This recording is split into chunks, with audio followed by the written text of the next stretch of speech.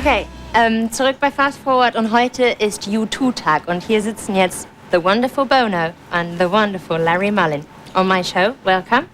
And I just have to translate because I just said it's a U2 day on our channel today. At first, maybe we have to explain why there's a stage built up behind us. What is that for?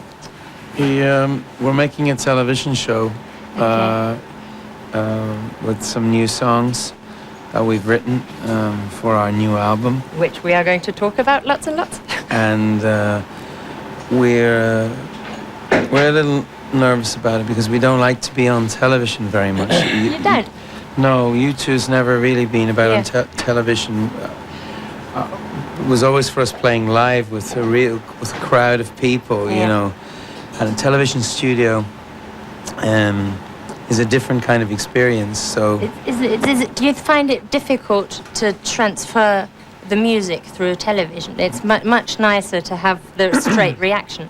You see, singers especially, I don't know if it's the same about drummers, but they're megalomaniacs. So what does that mean, megalomaniac? My English isn't that good. A megalomaniac is like they want they want everyone's attention. Yeah. You know, and the idea of somebody sitting at home eating some popcorn, going to the channels, toilet and stuff. Really, you know, really upsets us. Yeah. So what we do is we bring people into, you know, large arenas or stadiums, and we lock the doors so they can't get out and stuff. But it's just when you're in a concert, a big concert, the sound kind of comes all over you and around you. Yeah. And it's not just a quick 5-minute bite. Yeah. And you can sort of build it all up to some sort of extension. Yeah, and I often think that we look kind of hysterical on television, like you've come into a movie right at the big moment, and it's like, what's that all about? What are they doing? Yeah. And I think that I particularly look very insincere on television. I'm normally wearing sunglasses. Yeah. I'm lucky today, aren't I? I'm trying to be more sincere today. Larry's going to help me, aren't you, Larry? I'm going to help you be sincere. That's good. Shall we talk about the new album?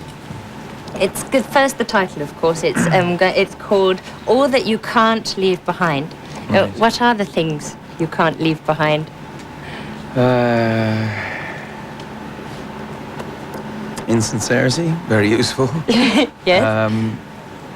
It's hard, you know. I think sometimes if you to talk about certain things, you can take away from them. You know, so some of these things are very private,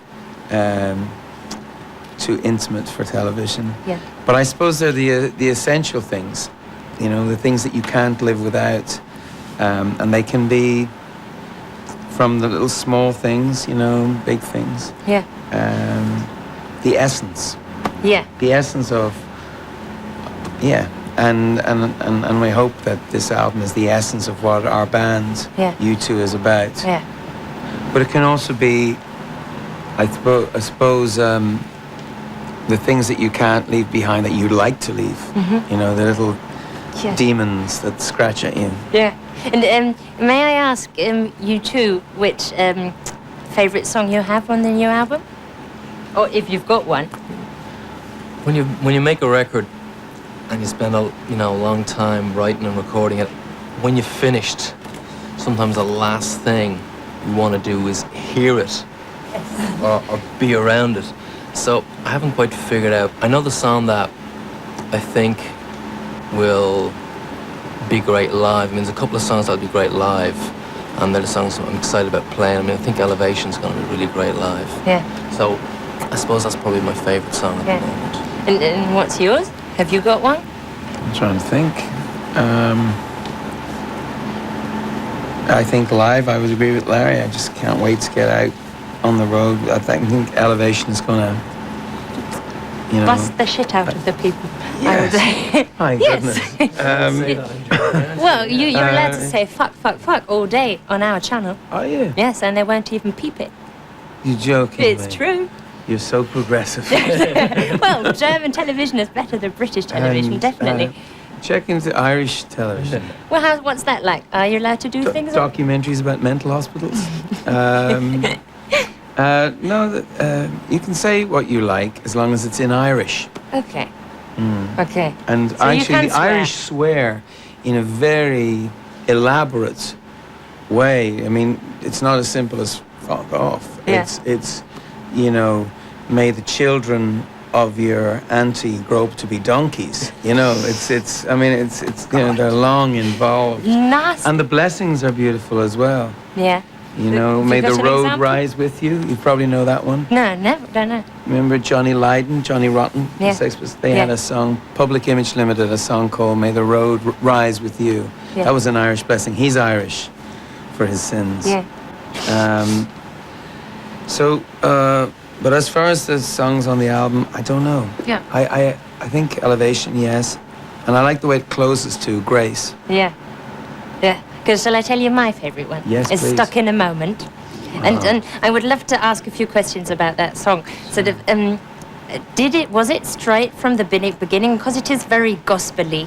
Was it like that from the beginning when you started recording it? Or did you change it lots and lots and did it need lots of working on it? First take. Really? Yeah, that's the very first Wow. take.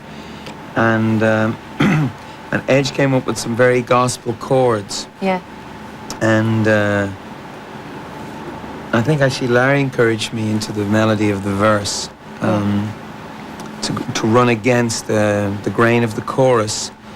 And I wanted, when a song is that uplifting, Yeah. it allows you to be tougher Yes. in the lyric, in the verse. And it's a very tough subject, and it's about somebody that we know is a good friend who lost themselves and let go of life, and it's kind of trying to wake them out of it. Yeah. Though the first verse is sung in the first person, and I always was wondering why it was sung in the first person like that, because it's about somebody else. Yeah. But I realized it was guilt, and I'm trying to defend myself. Oh. And the opening verse is, I'm not afraid of anything in this world. Yeah. And then it used to go, but when I look at what it's done to you, I'm nervous. I'm just trying to find a decent melody, a song that I can sing in my own company. You gotta stand up straight, carry your own weight. These tears are going nowhere. Oh. Baby. You've got to get yourself together.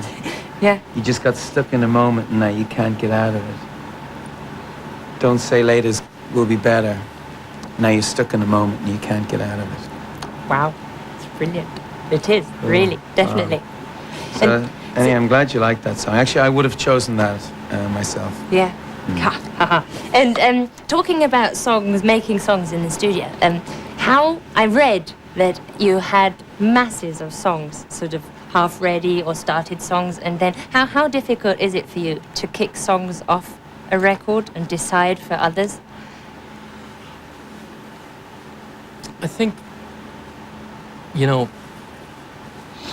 when you've got something that you really believe in, there's no argument. What we tend to find is rather than having songs that we can't argue with early on, we have verses that you can't argue with, or a chorus. So what we do is we start off and you have some great bits.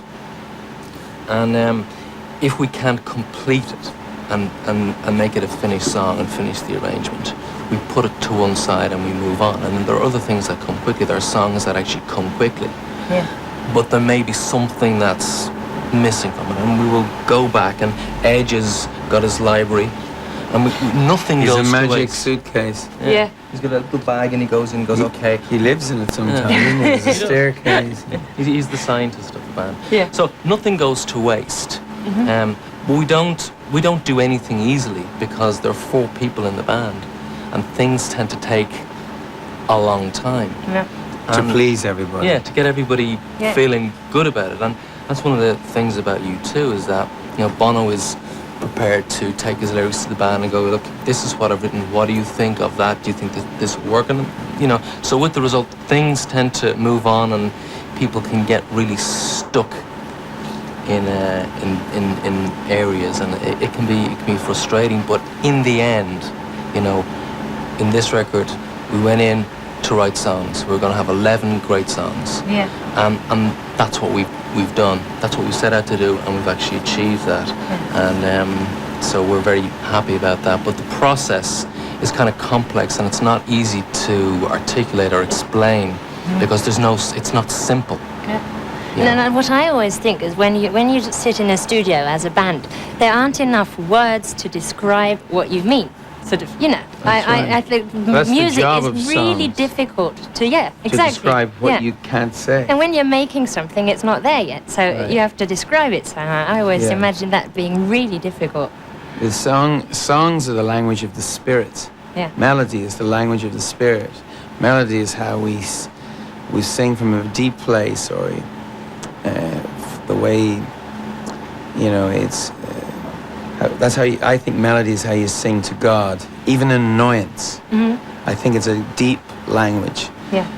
Words are an attempt to, in songs, are an attempt to sort of point that melody in the direction that it's headed.